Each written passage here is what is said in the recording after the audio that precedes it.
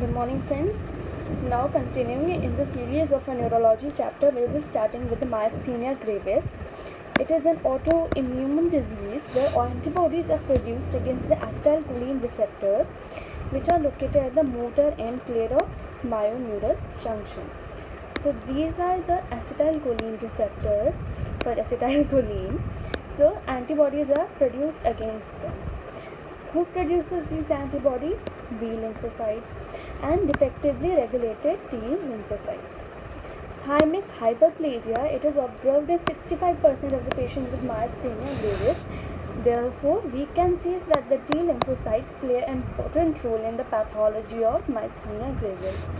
What are the clinical features? 15 to 50 years. Females are more affected. Mostly the autoimmune diseases are common in females. There are remissions and lapses seen during the early course of disease. There is easy fatigability associated with paralysis of muscle. Repeated contraction, these worsen the weakness. How? Every time there is a contraction, more acetylcholine is released and its deficiency occurs. Okay, reflexes and sensations are normal. It has nothing to do with the sensory system. Diurnal variation is present. Ocular muscles are most commonly affected, and that can lead to ptosis and diplopia. Pupils are not, however, affected. So we have two types of myasthenia gravis. One is ocular one, and other is general one. That is generalized to the whole body. Then bulbar muscles are involved. If bulbar muscles, what are bulbar muscles? The muscles that are supplied by the cranial nerve directly from the brainstem. This can cause dysphagia, nasal regurgitation and nasal voice. Proximal group involvement is there. The muscles of the proximal group are involvement. That can lead to a typical history of not able to raise the arm above the shoulder and problem in getting up from squatting or sitting position. If respiratory muscles are involved, that can lead to myasthenia crisis and then can cause death. Investigations. First, we have tensilon test or the edrophonium test. Edrophonium is a rapidly acting acetylcholine esterase inhibitor. So, it acts for a short duration of period and reverses the muscle weakness in myasthenia.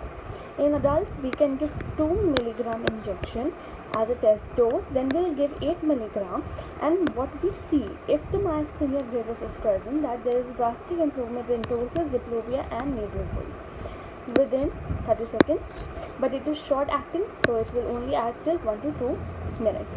Positive test suggests that the person has myasthenia gravis. Other test, we can do a chest x-ray for thymoma, because we saw that 10% of people may have thymoma. We will see thyroid function test to rule out hyperthyroidism, acetylcholine receptor antibody levels. We can see anti-musk antibodies. What are anti-musk antibodies?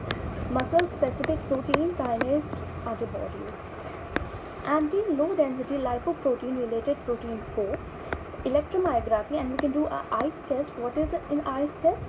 We will use ice over the lid for 2 minutes, and if the ptosis gets better, then we will say that is myasthenia gravis.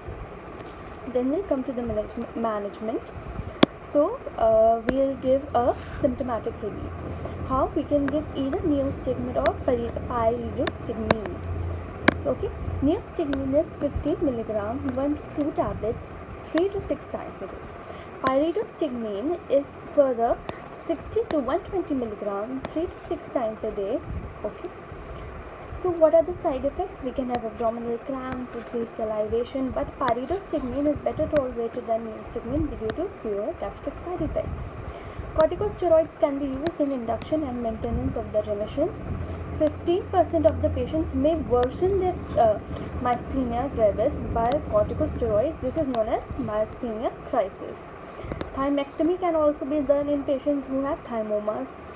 Immunosuppressive agents can be given if the dosage of steroid is too high. Required dosage is too high, then we have no other option but to use immunosuppressants like azathioprine, cyclophosphamide and tacrolimus.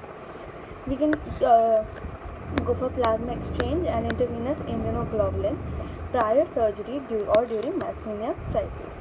Ventilatory support and nasogastric tube can be given.